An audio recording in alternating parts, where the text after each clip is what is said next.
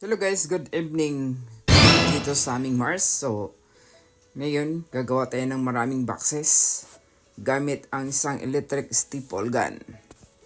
Dahil ito ay papasok natin yung lahat ng mga parts kasi naubusan na tayo ng gwinto. So, ito ay ready to go na going to US, Mexico, and China. So, kailangan natin ayusin ang paggawa ng boxes.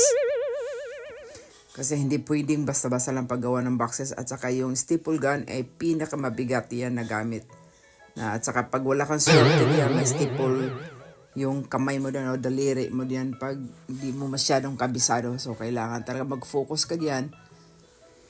Kasi mahirap na masugatan ka diyan sa pagpang-stepper. Akala mo hindi yan mabigat, super bigat yan. At saka kailangan natin magmamadali dahil isang 100 pieces na cover at saka 100 pieces na bottom din ang kailangan natin. So, may assistant naman ako, siya ang taga-dala doon kasi kailangan talaga. At saka, ayun, nagbubuhat na ako, magmamadali ka diyan dahil yung mga parts natin ay nagkahulog-hulog na, hindi pwedeng magdahan-dahan ka diyan.